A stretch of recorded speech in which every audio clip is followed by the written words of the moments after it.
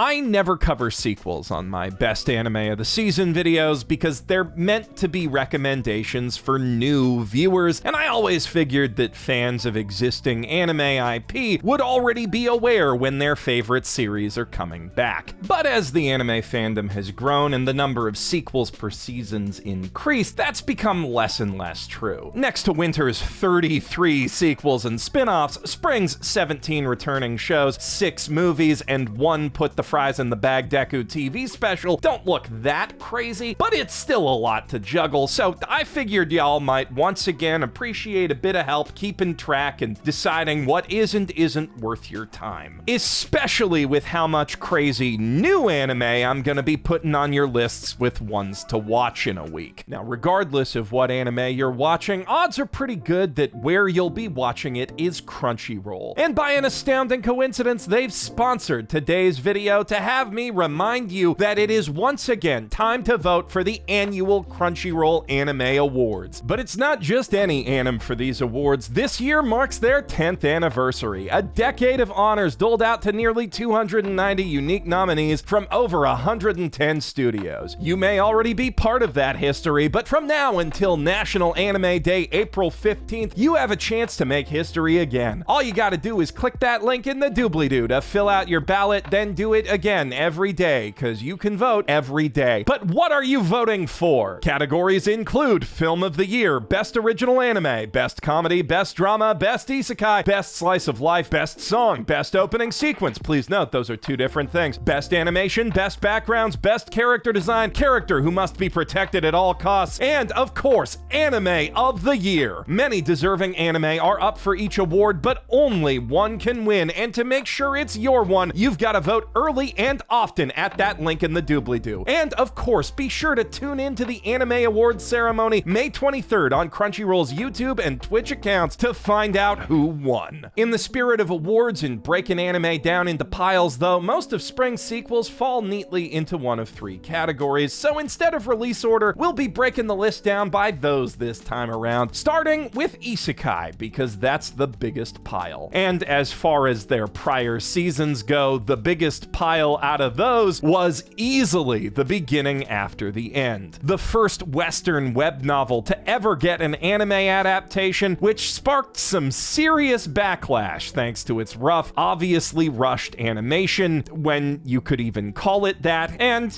less than great storyboarding. I do think that was mostly a result of just how high fan expectations were, though. It's not the prettiest isekai thing I've ever watched, but it's far from the ugliest or the worst.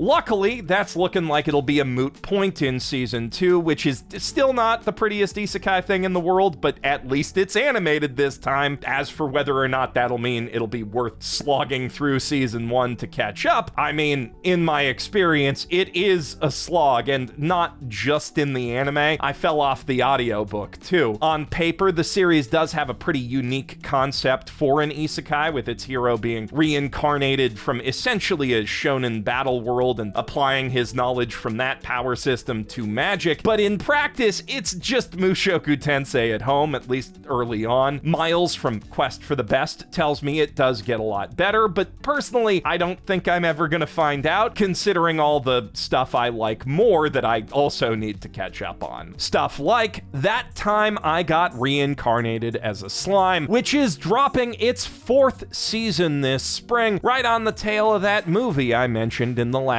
roundup. The first monster isekai to get itself an anime, and still one of the best, though not necessarily for its action-adventure content. There are some good fights in the series, don't get me wrong, and it handles large-scale war better than most, but the real appeal lies in its civilization-building aspects and massively charming cast of characters. If politics and statecraft are your bag, then baby, the funny slime anime might just surprise you with just how deep that side of it gets. Not the deepest out of any anime out there, but more than enough to scratch the itch. So even if you're the sort who thinks isekai is just dumb wish fulfillment, which is probably the only sort who hasn't given slime a shot yet because it is very popular, you might get more out of it than you think. It's not the only Inhuman reincarnation tale on Spring's docket, though, and if there was ever any doubt that the market is hungry for more monster reincarnation stories, the fact that the f***ing vending machine one has been successful enough to get 3 seasons should put them all to rest. Not to say that's the only thing Reborn as a Vending Machine, Now I Wander the Dungeon has going for it, but I really can't overstate how satisfying the core progression loop is. Every single conventional human character build you can think of has been done to death in lit RPG style anime, but every time Boxo spends some currency on a new function or inventory expansion, we are seeing something genuinely new and creative for the genre. And that's the norm in almost every monster reincarnation story, even the one about the elf who wants to f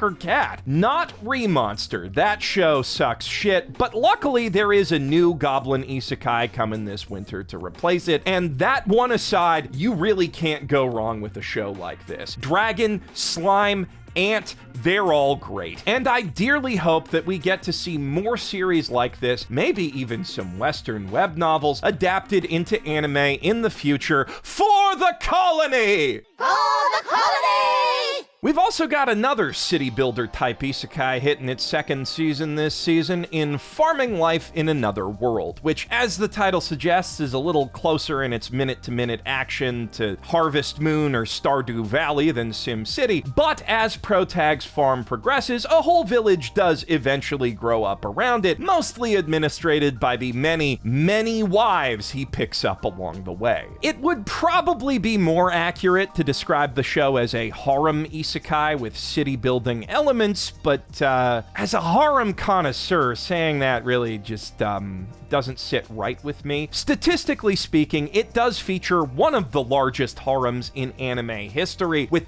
basically every one of the 100+ women living in the village being Protag's wife and/or lover, but the problem is, his wives are just that, statistics, not real waifus. The vast majority of them don't even have names, and even among the ones that do, there's some serious copy-pasting going on. By harem standards, it is subpar at best, the definition of quantity over quality. But still, if you're an extremely indecisive Harvest Moon enjoyer who just wants to soak in some cozy farm life vibes, you might get more out of it than I did. Funny story, as a kid, I myself became a Harvest Moon enjoyer specifically because it was the closest thing you could get to a dating sim in the North American market at the time, and I was very lonely. Luckily though, nowadays, I'm a lot less lonely, and dating sims for all tastes are a dime a dozen, not to mention isekai about people getting trapped in their favorite ones. The most heretical Last Boss Queen, from villainess to savior, certainly isn't my favorite of those. I much prefer these sorts of things on the goofier and/or punchier end of the anime spectrum, so the prospect of Baccarina without the comedy just never really hit for me. A few moments in the first season did hit harder than I expected them to, thanks to the empathy and intelligence of the heroine, but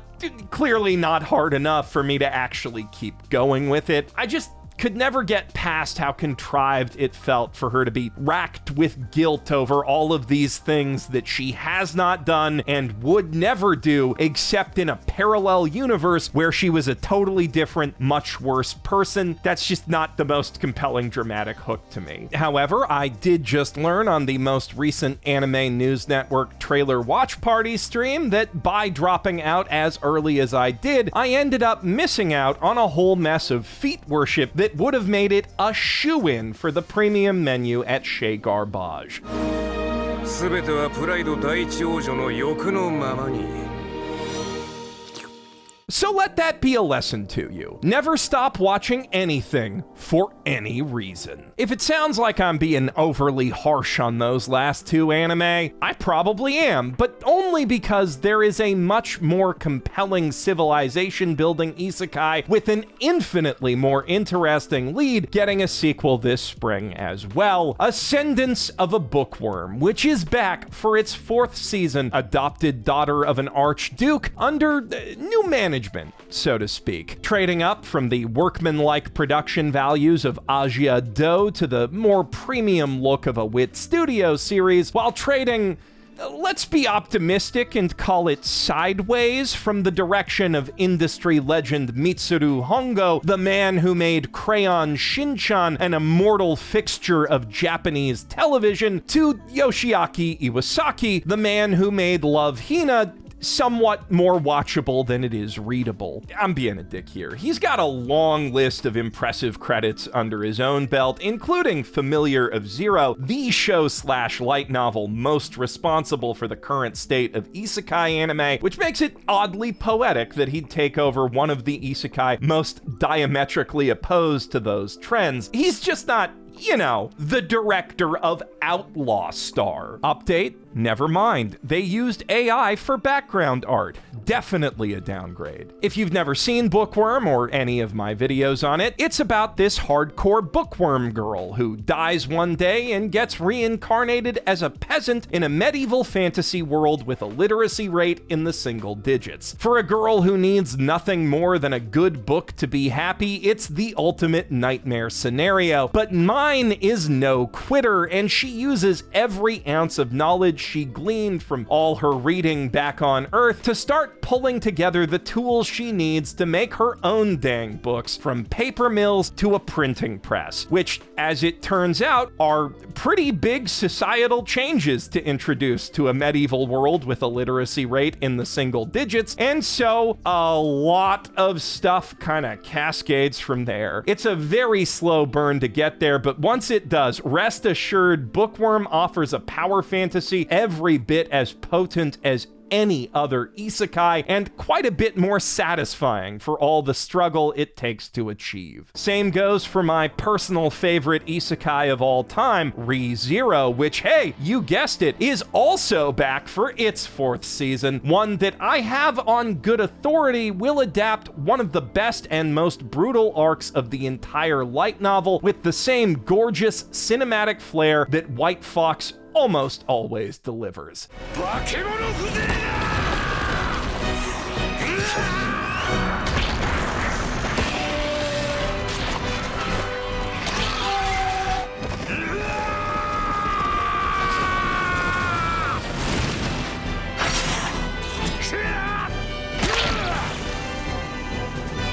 This season will see Subaru fighting to finally reclaim the most important thing he lost in the course of Season 1 by conquering a trial that not even the mightiest of his allies could handle. Sorry if that's overly vague, but I really don't want to spoil anything for anyone who hasn't already been sucked down the most compelling and horrifying isekai rabbit hole there is. You probably already know the premise. Nerd ends up in another world with the cheat power to reload at checkpoints and slowly, painfully discovers why that is so much worse than either immortality or time travel. But if you haven't actually given it a shot yet, or you did and bounced off the earlier parts where Subaru is high-key kind of horrible, I promise you don't know the half of what you're missing. I have spilled tens of thousands of words of glaze on Re:Zero, and I'll spend tens of thousands more before the anime is over because it's just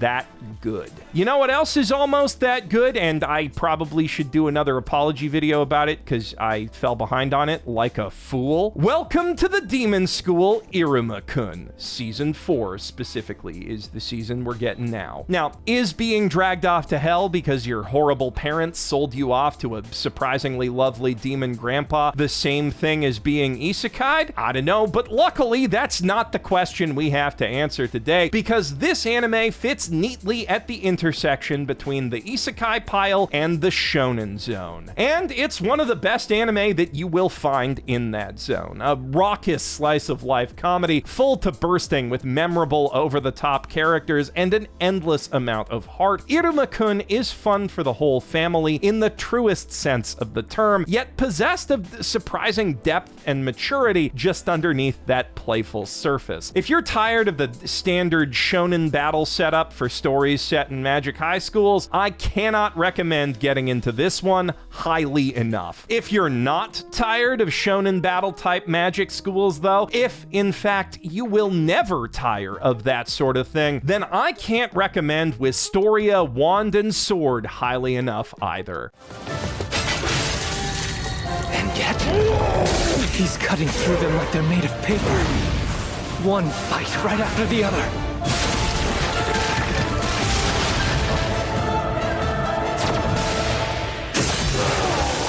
Based on a manga by the creator of Is It Wrong to Pick Up Girls in a Dungeon, the series centers around the one student at a magic school who can't actually do magic, but nevertheless he does swords good enough to get by. Actually, that's an understatement. Will does swords amazing, with last season featuring some of the most consistently gorgeous kinetic action sakuga ever put to television. And one look at the trailer confirms this new one offers more of the same. Story-wise, it's not the most original underdog battle shonen out there. You could easily sum up much of its plot as mashal, but unironically, and even when it comes to the animated action, director Tatsuya Yoshihara is clearly drawing on and condensing what he learned from working on Black Clover. But anyone who's seen Danmachi can tell you Fujino Omori has a way of taking tried and true fantasy tropes and making them his own, and with only 12 episodes to catch up on, this is easily the easiest recommendation for newcomers in this video, aside from one in the ONA section. Ace of the Diamond Act 2 Season 2, on the other hand, is so hard for me to recommend, I haven't even watched it yet. With 126 episodes in the first act alone and 52 more before you can start this season, you could catch up on any 3 of the other shows I've already talked about in the same amount of time. But if a grounded portrayal of high school baseball is what you're after, none of the rest of those is gonna give it to you, and you know, there is probably a good reason they're still making this one. That's what we call a logical inference, which forms the basis of one of my favorite shonen power systems of all time, science from Dr. Stone, which is officially becoming the 3rd big-ticket shonen thing to reach its finale in as many seasons, with Science Future Part 3. Senku & Co.'s long journey to restore human civilization from Stone Age post-apocalypse to modern age of miracles has been exciting as it is educational from the very beginning. So educational! And while the ending isn't quite the best part, that would be last season's Suika-focused episodes, as a manga reader, I can tell you it's a damn good finale to a damn good story, and this looks like a damn good adaptation of it. Not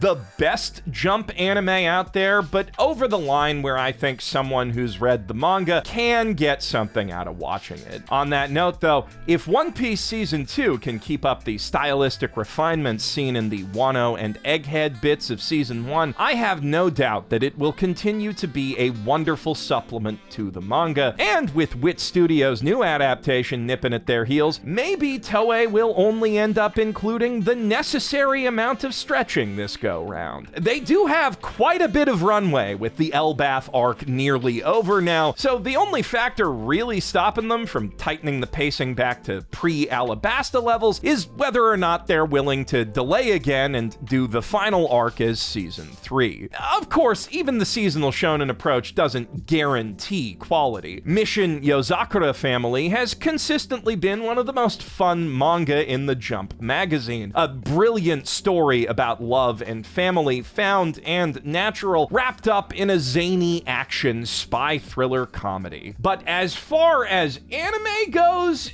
I mean, it could be worse. It's certainly not a disaster. I'd say it's about on par with the Sakamoto Days anime, which I also would never recommend over its manga. But I do understand that a lot of people out there simply don't want to read unless it's subtitles, and not even then if they can help it. And for them, the Yozakura Family anime is a perfectly serviceable way of experiencing a great love story that they might otherwise miss. If I'm being honest, this series' action's never been on Sakamoto's level, so it's not nearly as much of a downgrade in that sense, and in my opinion, its comedy chops are a little bit stronger, especially the romantic aspects, which develop at a satisfying clip and give both of our teenage newlywed leads a great deal of compelling dramatic depth. Though as big as their personalities are, their families are even bigger, with each one bringing a unique set of magic spy skills and a uniquely entertaining brand of mental illness to the table. If you're looking for a love story that can get your heart racing in more ways than one, look no further than Yozakura Family. It'll certainly serve you better than anything in the actual Romcom Corner, which is the last and also least segment of the TV anime part of this video, containing exactly 2 sequels to series I never really got into. Though,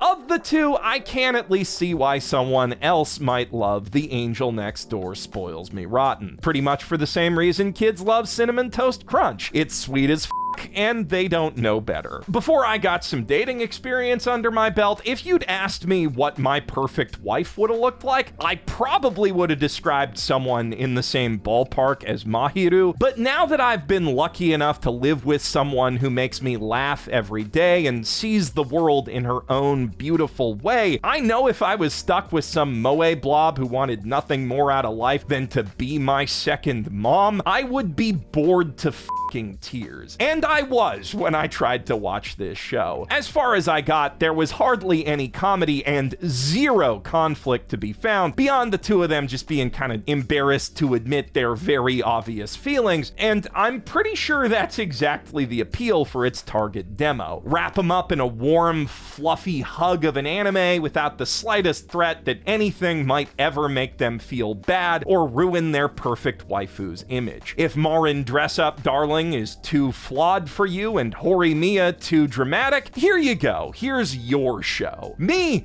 I couldn't be less interested, though I can at least give it credit for actually getting the couple together by the end of the first season, meaning that this one can at least traverse the underexplored in anime territory of figuring out how to relationship. That's a whole lot more than I can say for Rent-a-Girlfriend Season 5. Now, I shot my shot a little early talking about last season in my summer sequel roundup, a problem I'm sure Kazuya can relate to, but now, finally, in a mere matter of weeks, the pool boner will be animated. And that's gonna be followed by a whole bunch of the worst people you've ever met going absolutely nowhere and learning absolutely nothing for 12 episodes straight again. Also, Mami Nanami's gonna be there being the world's most justified hater. At many points, it is gonna seem like it is going somewhere, like it would be physically impossible to walk back the romantic progress they just made. But trust me on this, Reiji Miyajima can and does find a way. If you're still on this treadmill to hell, nothing I say is gonna make you get off at this point, but just remember, until Kazuya gets a haircut to look exactly like the author, nothing will ever be allowed to happen between him and the author's imaginary wife. No matter how much it seems like it will, the anime is lying to you. Speaking of barely thought out deceptive bullshit though, the final TV anime of the season, and the only one that doesn't really fit into any bucket, is Classroom of the Elite Season 4. I mean, it kind of has a harem thing going, what with how many of the girls that Protag-kun sociopathically manipulates end up wanting to bone him, but the tone of it is as far from romance as you can get, and if I'm being honest, after watching what I did for my roast, I want to stay as far away from this anime as I can get. If you're not familiar, let's just say Classroom of the Elite is to Baka and Test as Heretical Last Boss Queen is to Bakarina. Minus the feet stuff, but plus a whole lot of boob stuff that by an astounding coincidence is the best animated part of the entire show. It's also at least 5 times as edgy and 10 times as pretentious, and hey, if you or a 14-year-old boy in your life is into that stuff, I'm the last Death Note fan to judge, but you can unironically find more complex mind games in a filler episode of Kaguya-sama than the entire first 2 seasons of this thing combined. So as an adult who's seen Kaiji, it doesn't really do shit for me. Frankly, as an adult who's seen Yu-Gi-Oh! GX, it doesn't do shit. And if it's not already doing shit for you, there's a lot of other shit you could be doing instead. Like watching JoJo's Bizarre Adventure or Beastars, both of which have better mind games too, and just dropped new seasons on Netflix. But even if you're specifically looking to dive into a dark and edgy trash pit for your next original net animation binge, I'm pleased as punch to tell you that Dorohei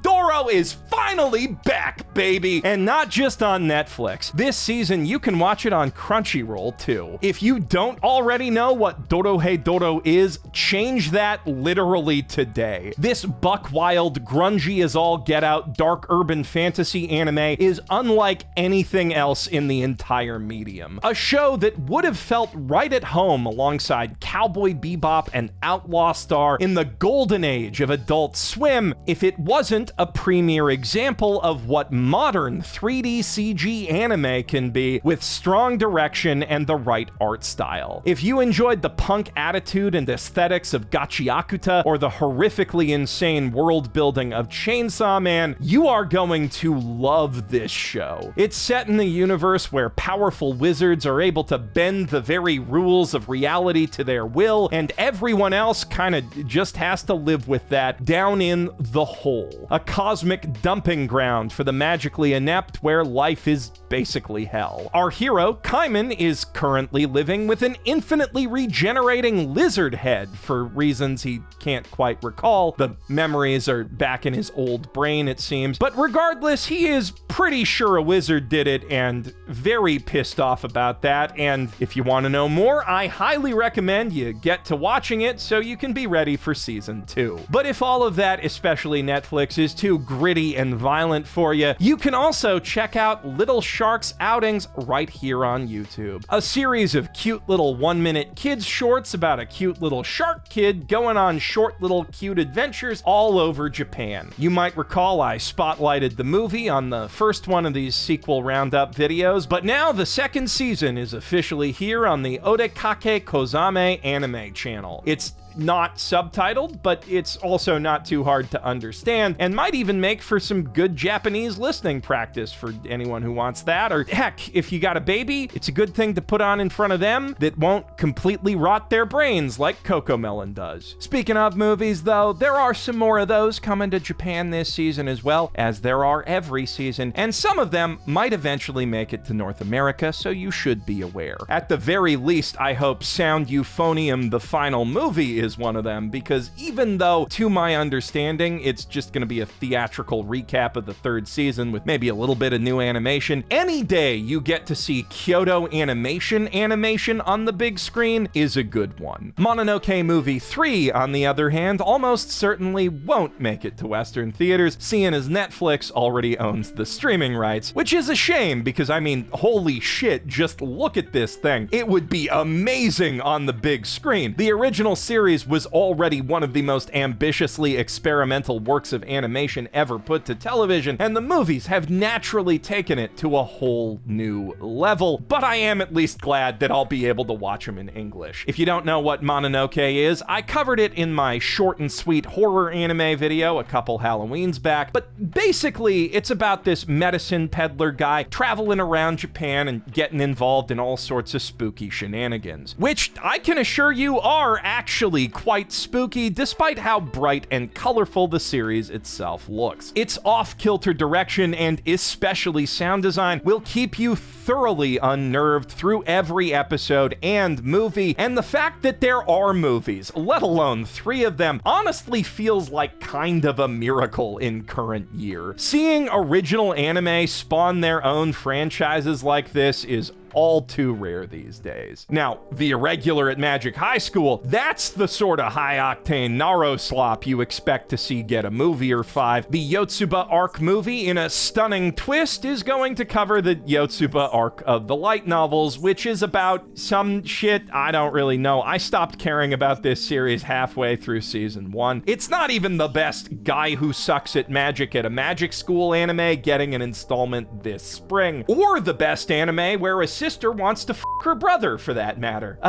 The sentences I get to say in this business. On the other hand, though, it's not the worst light novel thing about a super genius edgelord guy at a fancy sci-fi school dropping this spring, so yeah, I'm still not watching it. Given the opportunity, though, I absolutely will be seated for Patlabor: The Mobile Police EZ, the realest of real robot franchise's first new installment in over 2 decades, which follows a new generation of mecha cops trying their best to navigate a new era of population decline and AI automation nearly 4 decades after the events of the original show. A bold direction to take a series so beloved specifically for the chemistry of its original cast, to be sure, but hopefully the right one for keeping the series' sci-fi aspects fresh and relevant in an age where, giant robots aside, the second Patlabor movie may as well be a documentary. Okay, medium-sized robots is more accurate. Patlabor really sets itself apart from the Gundams of the world by envisioning its mass-produced mecha as instruments of industry rather than weapons of war,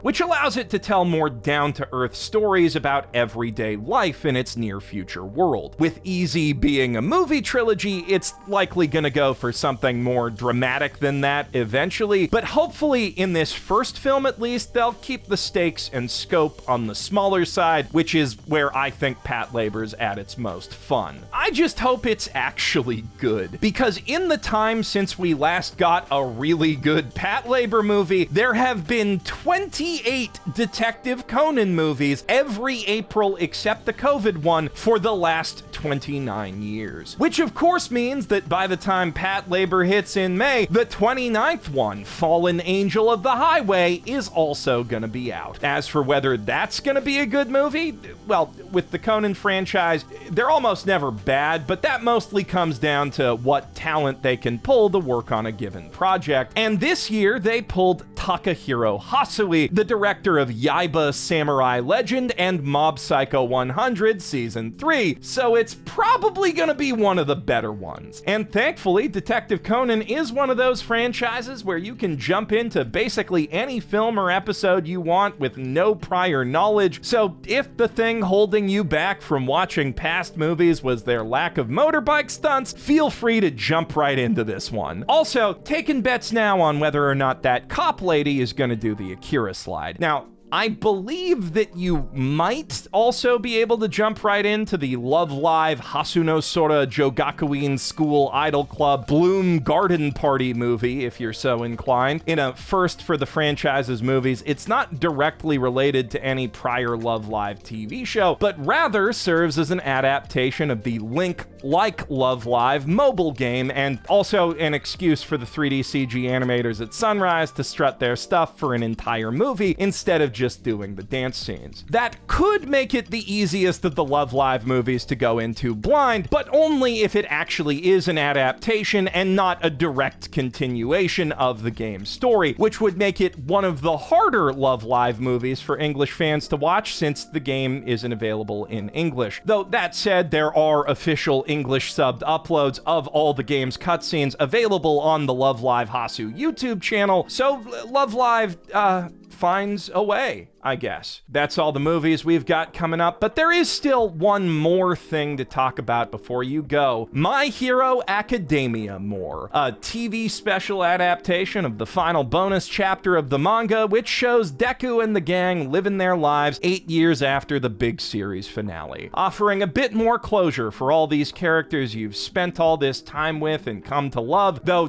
perhaps a little too much closure for some people. If you enjoy the story exactly as Horikoshi wrote it, this is definitely a must-watch, but if you're shall we say, especially attached to any particular ships, just be forewarned, it might slightly ruin your entire year. Though do remember, since it did come out this year, you're not allowed to let that influence your voting on the Anime Awards. Come to think of it, they probably planned it that way. I'm Geoff Thew, professional anime conspiracy theorist, signing out from somewhere they can't find me. Thanks for watching. If you want to watch more, I recently did a What's in an OP for JJK Season 3 that the algorithm may not have shown you, so if you like JJK and opening analyses in general, please go check that out. It's got some of the most densely packed hidden meaning I've ever seen in an anime opening. Way more secrets than I think anybody else who tried to cover it realized.